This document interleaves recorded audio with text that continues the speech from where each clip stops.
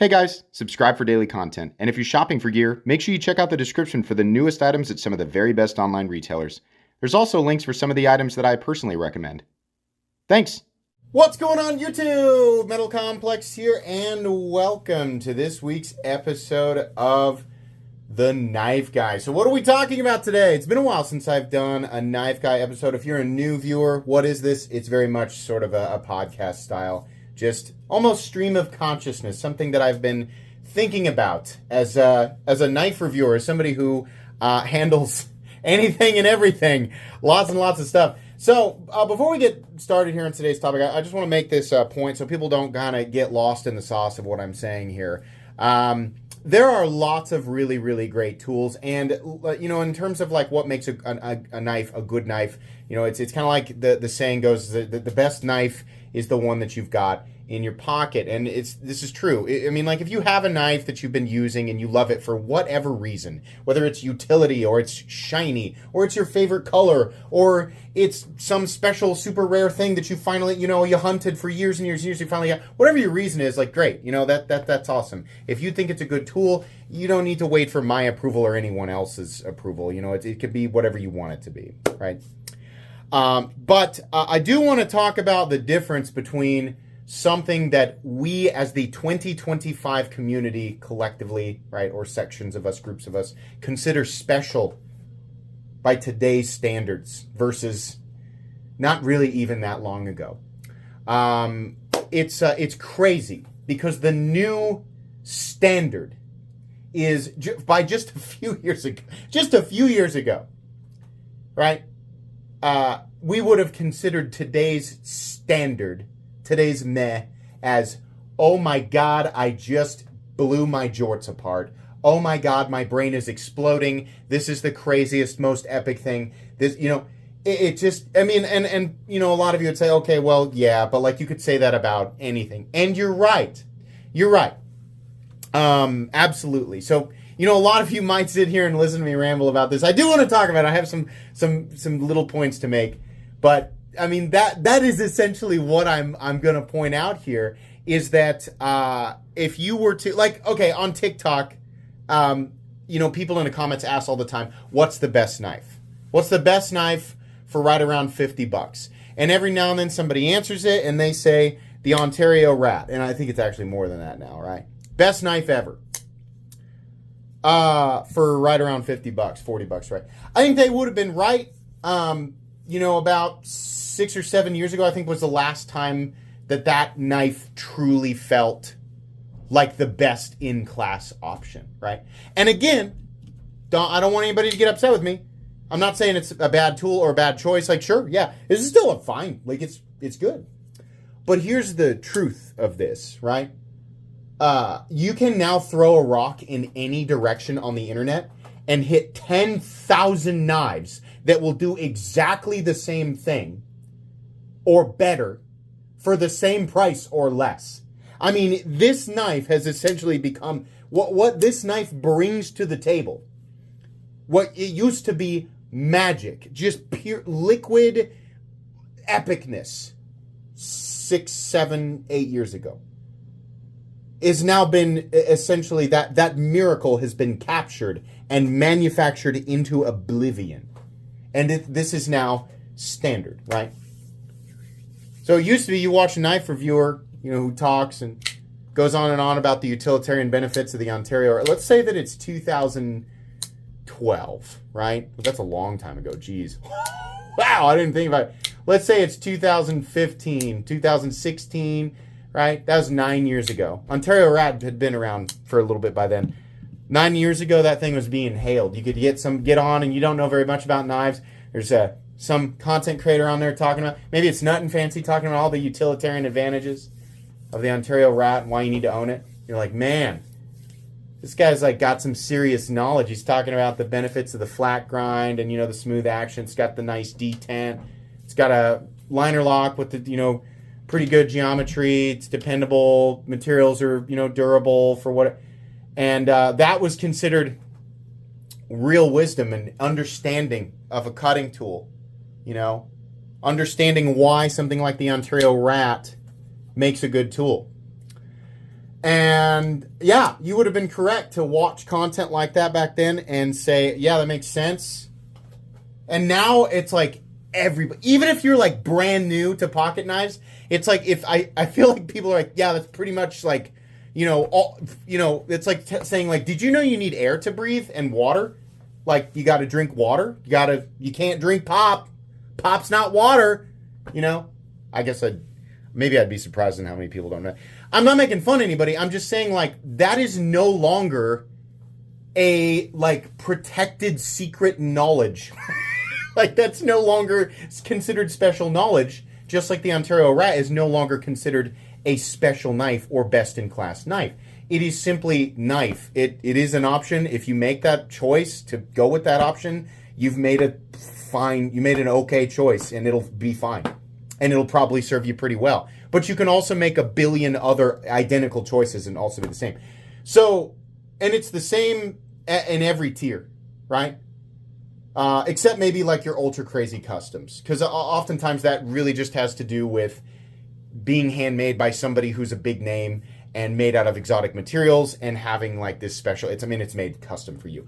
But all of the production tiers selling to any hybridization of user, collector, enthusiast, right? Pure user, user collector enthusiast, enthusiast collector, enthusiast user, whatever combination. All of these different companies, which there's now like 40 bajillion more of them, right? People are going to talk about market saturation. Yes, absolutely. Ultimately, I want to talk about what becomes of this, like what inevitably comes out the other end. Because I think people like to use this subject as a means of turning themselves into an emotional weeping willow. And they go, everything that I love sucks now. God dang it. It used to be, the knife world used to be really special, and now I hate it. And if that's who you are, you're just being mopey. You're looking at everything glass half empty. Like every industry, every community, everything that is in any stage of growth, however you label it, oversaturation or filthy casuals taken, whatever, however you like to look at it, ultimately there is always a golden egg that gets spit out the other side. And we'll talk about it here in a second. Because I also get like that sometimes, right? But all of these different tiers, right, catering to different people, it's all the same thing. I've said this many, many times. 2012, 2013, right around there. Titanium frame locks with flippers running on bearings. For some reason, it was like really hard for companies to figure out the right balance, like what people wanted in a good titanium frame lock. Oh.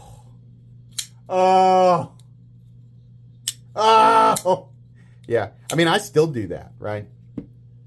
People say the irony here is that your channel, like everything is special. And I'd say, no, it isn't. You're not watching me poop on Benchmade or, whoever. I've become like so picky and irritated with things, right? And that's, that's the other thing about on that topic is to shift gears here for just a sec, go off on a tangent. You don't see all the stuff that gets turned down. You only see the 20 to 30% of the stuff that gets offered to me that I say yes to, and not all the other like boring, mindless garbage, right? I only choose the stuff that I think is going to be good, and then am rewarded when I actually believe that it is good. Then I can get excited about it, but I've become more grouchy and picky. But anyways, yeah, back then it was like, man. And then here comes the ZT, this was my story anyway with that, the ZT 0562. People are talking about, don't lust over the Hinderer. Don't lust over the real thing. Go with the ZT Collab. At least that one actually flips. And it's on bearings. I'm like, man, I am being a smart consumer right now. I've been lusting over the real thing, the real Hinderer. I've done my research, have dug deep into this mysterious, very complex community of people who seem to know a lot more about knives than me. And they say, it's the exact same thing. It's made in the USA. It's a authorized collaboration between Zero Tolerance and Hinderer knives. At the time, I didn't barely know anything about Hinderer knives. I'd never heard of Zero Tolerance.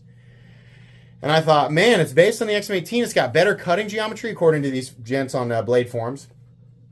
It's made out of M390, which apparently, I was reading, I was like, apparently that's superior to what Hinderer was using back then, S35VN. I think periodically they did use a Duratec 20CV before that became CPM 20CV. So I was like, man, like, the Hinderer's unobtainable. It's $400. I think back then it was 400 or 385 or whatever. I get carbon fiber if I get the special one. Man, like, this is what's better, right? Everybody says they talk about this amazing flip. I had never even experienced a titanium frame lock or a frame lock at all that had these features that people were talking about. Detent, bearings, flipper. Well, I've handled a flipper knife. All the knives prior to this, I was like, aren't you supposed to, like, whip? Isn't that how you do it? You pull the lever and you flick it. Turns out I had to learn. That's lame. I was being lame. And now I crack jokes as if I've always known that.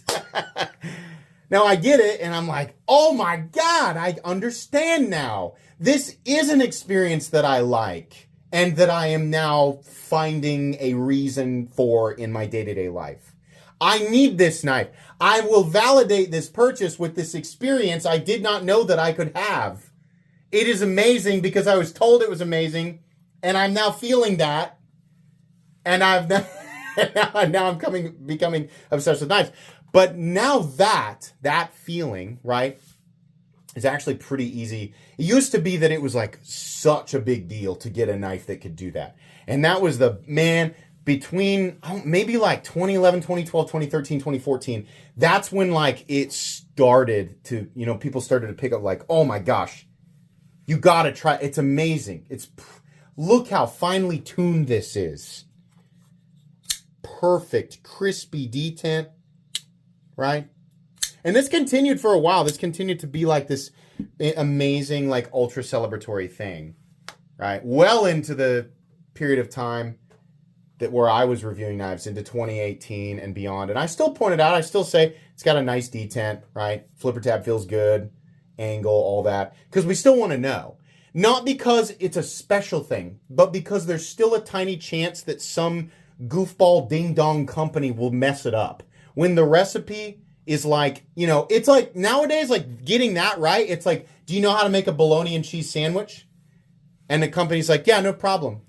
And they hand you, like a fish with mayonnaise between two pieces of bread. And it's like, what are you doing? This isn't blood. This isn't eat. I can't eat. This is not edible. I can't just bite into that. No, there's a chance that somebody will mess it up. So people, I think, sometimes watch reviews and they're like, why is this guy making such a big deal out of this little tiny thing? Like, it's so, and it's not. I mean, like, we do that just because people want to make sure, right?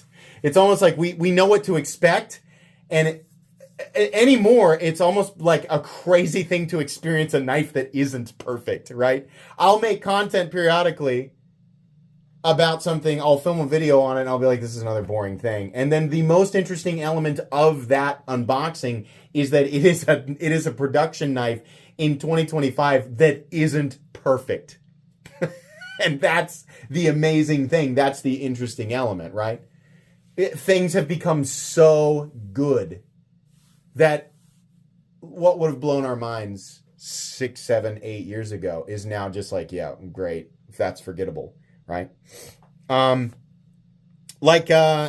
This Benchmade, this is fun. Like the mini bezel, and like, it's overpriced. Like, this is super expensive. Like, everybody knows, everybody's going to say the same thing. I agree with you. We can all agree with each other. Let's all high five repeatedly. Everybody walk around like we're in church, just high fiving each other. Like, peace be with you. Yes, Benchmade knives are overpriced. Okay, now that we've got that out of the way, this would have been like incredible to me in 2015 or 2014. I would have been like, oh my God, look at the blade, look at the carbon fiber. And I still kind of did that. Like, when I, it's still like neat. Like, I still like carbon fiber. I'm not saying I'm not impressed by it at all, but it would have been a totally different mindset back then. And now it's like, this isn't, I honestly am shocked that Benchmade can get the prices where they're at and like sell this as something that is special. It's a premium knife. Again, don't run away from my point. Don't let the train derail on that point. I'm not saying that it won't function as a tool. It's fine. It's good. But it doesn't stand out anymore. It is like, unless you're like just a diehard Benchmade fanboy and you've like drank the Kool-Aid and you're like, Benchmade knives are superior just because, actually I haven't really thought about it. I suppose I think that because I've been told that over and over and over again, and then I have done nothing but buy Benchmade knives for a decade, and so now here we are, right? But if you venture anywhere outside of the protected Benchmade village, you realize, oh, this is actually like super common. Everything that they're doing is pretty much done everywhere, whether it's a Chinese company or it's another American-made company making essentially the same thing, right? Hogue, for example. Yeah, not really anything special there. We're just paying a huge markup because Benchmade, right? For some people, that's just what they like to do. They'll say, well, the Benchmade warranty is worth it to me, or whatever. Whatever your reason, I don't really care. It's not really the point. Point is just there's nothing there that's like stand out, right? A lot of companies are able to create standout 2025 elements that are non-utilitarian, right? And a lot of people still complain in 2025, what's the big deal? What's so special about that? It doesn't add any functional element or any major utilitarian element to the knife. And I kind of want to say to those people, like, what are you expecting to change about knife in 2025? Utility, like in terms of like cutting performance and utility, we have essentially maxed that out. We have min-maxed that. We are at 99.99999% with a bunch of different models. A bunch of them. As far as comfort, convenience, utility, the compact size, ease of manipulation, cost efficiency, right? Aesthetics, choices, availability. I can give you a list of 50 knives that will fit that'll fit the bill. It's easy. I've got playlists showcasing it. It's easy. It's everywhere. I don't have to hunt for it. Anymore, what I'm like, okay, we've essentially evolved to the point where it's like the knife is at the peak of what it was ever meant to be. Unless somebody makes lightsabers, it's not, in terms of like what's going to change, what's going to evolve about utility, not much. What's going to change, what's going to become, like innovative, is just like the probably ease of manipulation and durability of locking systems. That's what's going to change. But we also, most of us aren't doing things with knives that require any sort of evolution or innovation in those fields. Anyway, we just enjoy seeing the change and the different options almost a sidestep because we are such hardcore enthusiasts, right? So to those people who complain, like, well, it doesn't make it any better. And it's like, well, yeah, but I mean, like, that's not really the point. I mean, like, you're not, if you're still expecting utility, like the function of a knife or the ability for the knife to, conveniently and efficiently process material, we're kind of at the finish line there, like there's not really a whole lot left to learn or to teach in that department.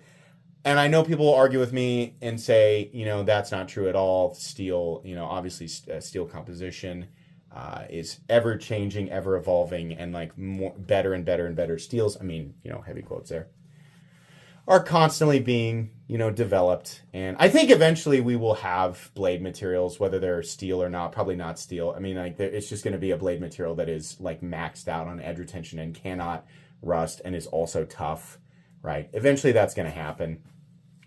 But that's not really what I want to talk about. Where I am looking for things that are fun and exciting, as an enthusiast who is definitely not on a quest. There was a time where I'm not on a quest to find a knife that is like more I know in terms of utility, it just comes down to a choice between hundreds of really, really great knives. As a reviewer and enthusiast anymore, I will point those elements out and say, yes, this is definitely in my recommended category. It's good. It checks the boxes. I'm going to throw it on the pile, which is now a big pile. This channel is just a lot of different piles of things that have been sorted so people can dig through those piles and find the thing that works best for them.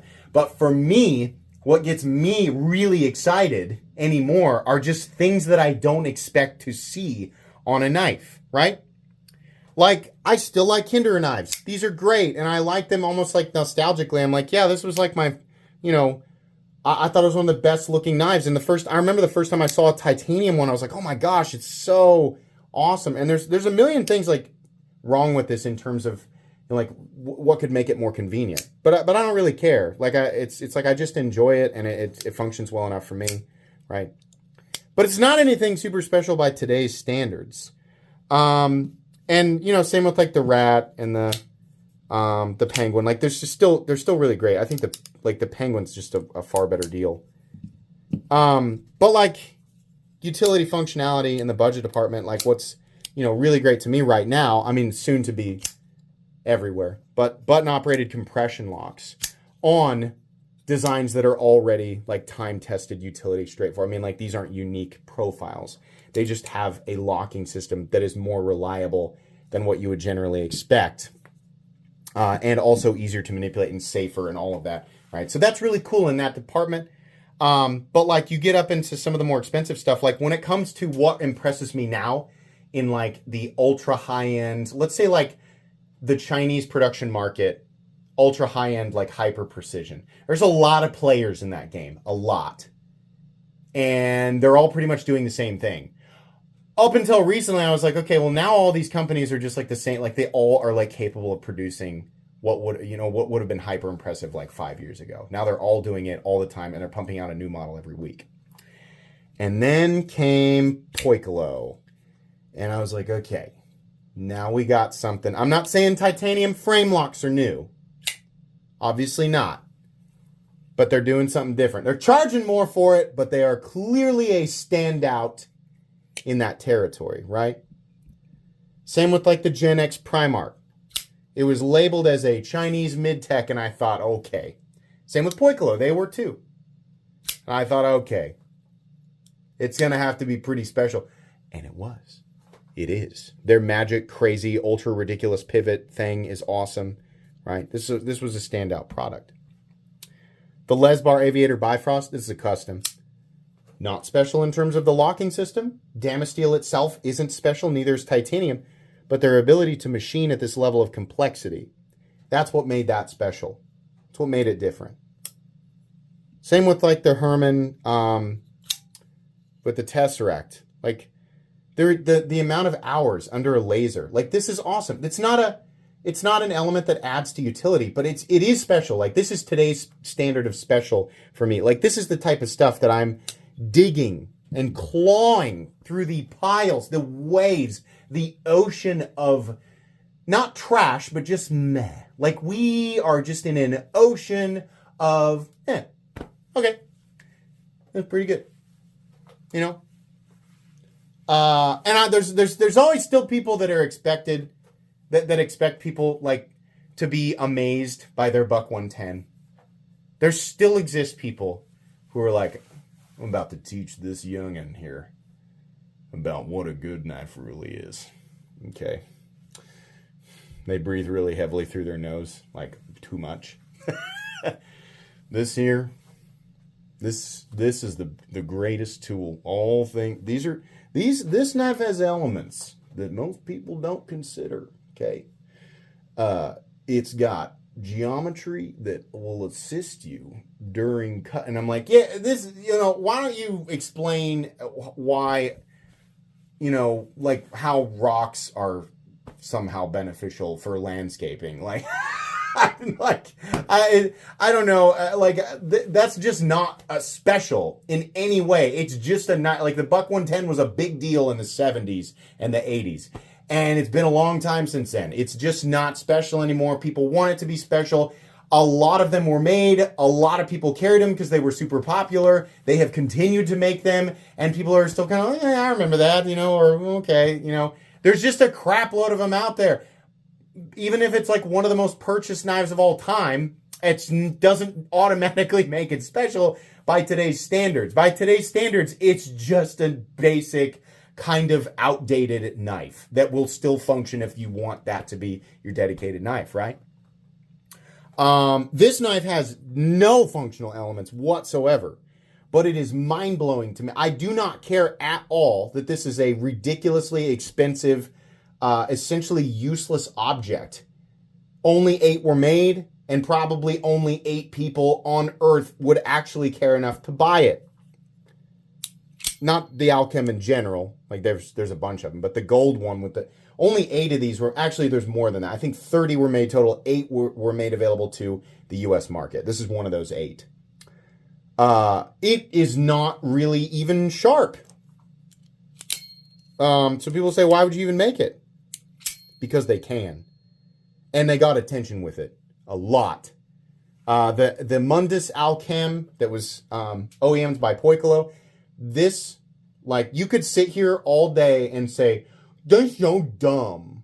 That's so dumb. Why would you even make that? And don't even cut. If in a knife, the point of a knife, it can't even cut. Dumb. I smart. Sit down. Companies like Mundus and Poikolo said, if we make something so absurd, we take our skills, our abilities, our understanding of, the machines that we use to create these things, our understanding of the materials used, and we make something that will appeal to a modern market that is constantly glued to social media, right? Maybe we get somebody like Metal Complex, Melissa Backwood, some of these people. We get them to showcase something. Their audiences are used to seeing wild and crazy stuff and are not necessarily impressed by basic utility. They're not going to show a $110 and go, remember this? This is still good, and everyone's going to clap. Yay, yay, we love this. Make this video go viral. That's not going to happen. But they make something, doesn't even matter if it functions, they make something that the knife world has literally never seen, right? Something absolutely insane, and they get into the right hands of people. They knew, right? And it explodes. How many videos of this knife have you seen that have millions of views? I have multiple, right? It doesn't even matter. You go through the comments, you get people to, so dumb, dumb. It put them on the map. And now everybody's talking about Poikolo, right? This was a Poikolo Mundus collab, but it led people to Poikolo. And it showed people, right? This company who's got amazing capabilities, they can really, truly create amazing things. The problem is, it's really hard to get your voice heard on social media at all, right? We're making amazing stuff. And everybody's just like way too busy paying attention. Right? No, you have to create a neon beacon of absurdity, right? You have to be a freaking 12-legged dolphin, with rocket launchers and a merry-go-round attached to get any attention at all. It has to be almost completely stupid. It has to be almost the opposite of utilitarian to get any attention anymore, right? And then, once you've got the attention, then you can do all of the different tiers. You can make the basic budget utility stuff that just has the same level. If Poikolo started a budget brand, do you think they'd do a good job with it? I do, right? But they'd never even be given the chance if they hadn't got our attention with this crazy rainbow merry-go-round 8-legged dolphin circus freak thing, that they made with the Alchem. Or Mundus, right? I mean, it's Mundus design Poikolo made. But yeah, like without creating those ridiculous things, we wouldn't have paid attention. But now that we're paying attention, they are being funded. And so these knives in these various tiers, right, where you kind of have the mid-range, and then you got this upper end of the mid-tech, right? And I'm sure they make some super crazy stuff now, that allows them to do their thing and show off their skills. So yeah, I do think it's important that companies, do this ridiculous stuff, like just like being really good at making knife. It's like, okay, there are lots of people who do that. That's not special, right? That's no longer like a mystical thing where it's like, oh, the ancient forges. Yes, in the hills deep within the hills of Kentucky lives a man who lives, eats, and sleeps by the forge. His knowledge of the blade. And it's just like, yeah, okay, well, there's a lot of those. And it's still cool. I can't make knives. I'm not saying that's a nothing skill. I can't make a knife. I'm just saying that alone is not really a really interesting thing right now. Like, you have to be doing something absolutely ridiculous. Or not necessarily. You either have to be a big name already and just do something that you've not done before to get people's attention, right? Like Spyderco's like, hey, what if we do a button-operated compression lock? And people are like, yeah, woo! I was, right? Not new. Or you have to be nobody and make something insane and demand people's attention, right? I mean, that's how you do it. Or send a product in a metal complex and he just yells about it and pretends it's neat when it's not because he doesn't know. I mean, good taste, bad taste. What makes something good? What makes something interesting, right? Very few people will have gotten to the end of this 30-minute ramble to hear me say, that it's all subjective. What makes something good, right? You have to have your thing in a position of spotlight some way, whether you do it yourself or you do it through some channel or multitude of channels or whatever. To be special in 2025 is not easy. There's so many more people here. There are so many more people making knives, so many more random companies taking what was amazing 10 years ago and making essentially just over manufacturing it, right? The part of this, the shining golden light, is something I always talk about. It will never get to a point where we are out of interesting things. When you exist in a space where everything is the same, and it used to be that if you made this, it was special, and now it isn't, you have to rethink what would be special by today's standard, right? Not specifically in the utility field or the utilitarian part of the knife world or the special materials or it could be a number of different things, right? In the case of the Alchem, it was just they took something that we thought would only exist in a video game and they made it a reality, right? You kind of like that's what ends up happening. Like stuff like this is born that allows people to realize this company is absolutely insane. Never mind that the thing's not functional. Look at their functional stuff. It's made with that same level of absurd, wild, and it's like, oh my gosh, it's so spectacular, but it's much more like practical. And, like this, I never would have known this existed if I hadn't seen that. And handling this, I'm like, this is really, like these guys are really special, right? It's amazing. That's kind of the path you have to take,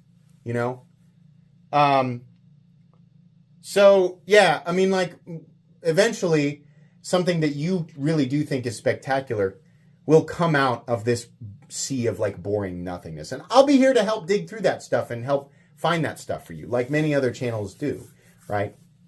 So as time goes on and the majority of the stuff that comes in this channel, and it's always been this way, the majority of stuff that comes in isn't incredibly, interesting.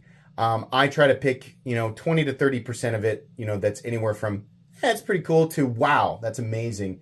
And then after, sifting through all of that for the year, then I pick out the things that truly did stand out the most. And this, this is after roughly 800 uploads, so it's a lot of stuff. Doesn't really matter what phase the market or the industry's in, it will periodically poop out a few golden eggs, right? So we always have that to look forward to. It's just interesting to step back and take a look at this, So I can't wait to see what comes down the road. I hope you got something out of this. At the very least, maybe you were doing chores. You got me on, to just be background noise. Maybe you're driving, right? I hope that I have made the last half hour go by quickly for you and that this was somehow therapeutic, right? Maybe you disagree with me completely. Or you have other thoughts. Maybe you missed the point and you want to ramble and be upset. Whatever. You leave me a comment, right? I still, even after doing this full time for however many years, I still get excited that the next box I'm going to open is going to be the next greatest thing that I've ever seen. I still love that feeling. I think it's probably from opening card packs as a kid, right? I still love that feeling of opening a card pack and pulling something absolutely amazing that I just didn't expect to get. That's what it feels like. I do it all day, every day. So Anyways, this was fun. I hope you guys enjoyed. It's been a while since we did a knife guy episode, so I'm happy to do this one.